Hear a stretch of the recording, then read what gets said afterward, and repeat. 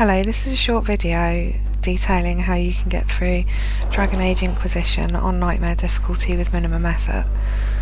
One of the most important things is to make sure that you've always got missions running from the war table. Once you've done the mission in Your Heart Shall Burn, you'll be able to unlock resource missions from the war table. If you send your advisors to do these, they'll go and collect resources for you, which means that you then can spend a bit more time looking for the rarer resources or actually just playing the game. The resources help with requisitions. Requisitions give you influence. Influence gives you perks, so it's better to get as many requisition requests filled as possible.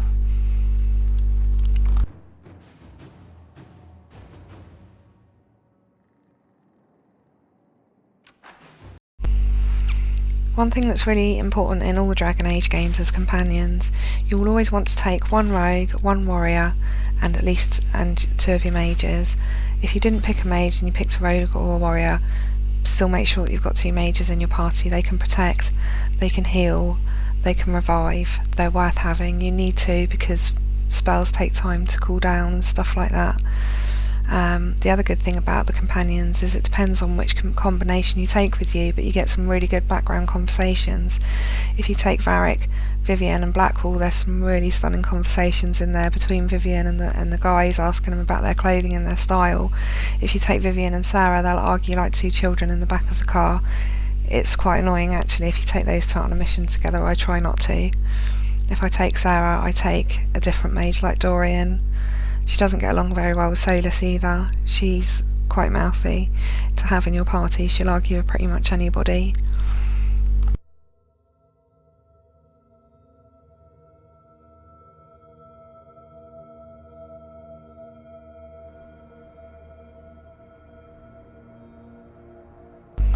Another important thing about your companions is to make sure that they have good armour and weapons.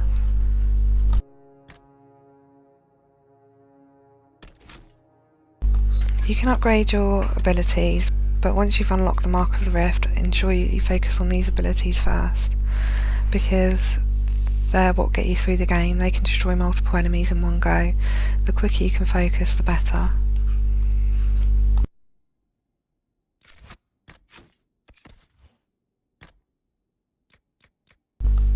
Weapons and armour are quite important too. You can tell the value of things by examining it in your inventory. You can also buy upgrades for them. Make sure that you do this because you will need them come towards the end of the game.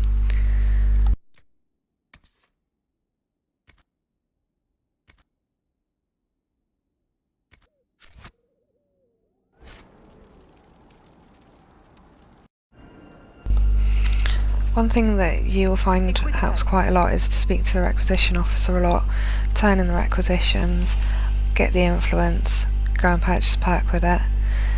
It's the easiest way to get influence. Once you've got influence, you can get perks, and that's the important thing, because you get the perks, life starts becoming much easier.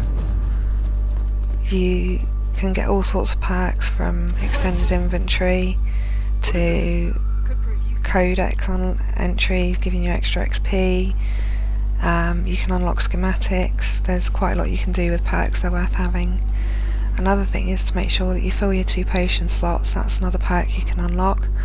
I usually carry a grenade of one type and a regeneration potion. I'll upgrade the regeneration potion to the maximum.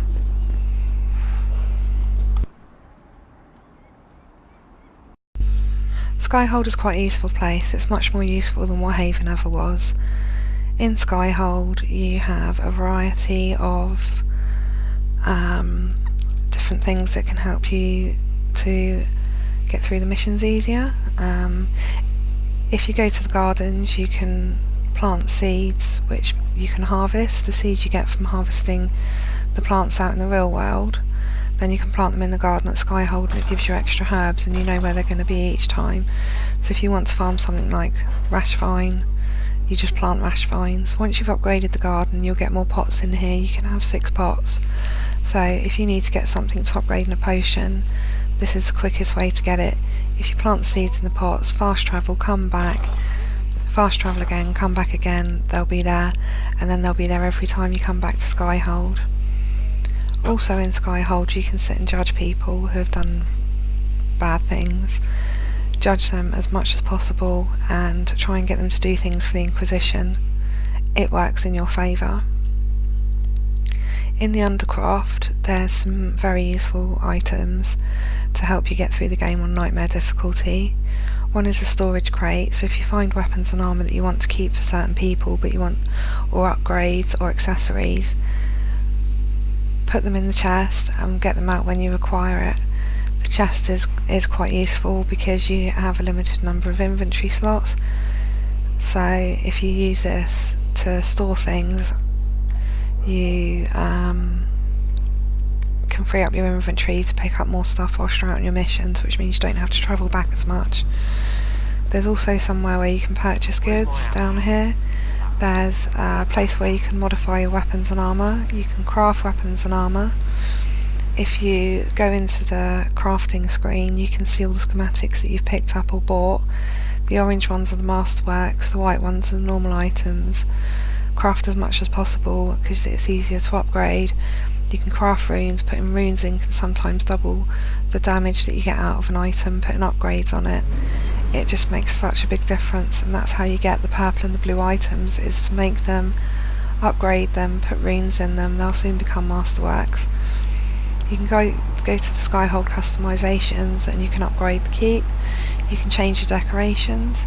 You also have an upgrade potions table, same as what you had in Haven. As soon as you get the opportunity to upgrade your potions and grenades, it might take a bit of farming or sending your advisors out from the war table to get the necessary ingredients, but it's worth doing. Probably the most useful thing in the game is your perks. You can get perks by getting influence. Once you've got enough influence you get a perk point, you spend the perk point on a perk. It's quite easy. Some of the perks though you will get as you're going along. These are generally the ones that you wouldn't want to buy anyway. You get the people who are your agents as well. The most useful perks to have are the tailoring, because it gives you more inventory slots. The extra potions, because they give you extra potions. I usually go for the trainee herbalist, the veteran herbalist and the master herbalist. You can get some other connection perks which give you 10% discount on goods. These ones you want to use it towards the end of the game, once you've got all the ones that will help you with your main missions in the game. I will be doing another video on what perks to pick, but that will be when I've unlocked a few more. I think the perks are capped at level 20 at the time of recording this video. Whether there'll be DLC to increase that cap or not I do not know, but at the moment they're capped at 20, so spend them wisely. They are the most important thing in the game. One of the perks you will want to get early on is Deft Hands, Fine Tools. That means that your rogue can unlock certain doors that he couldn't unlock before. Thank you for watching my video. Please like and subscribe.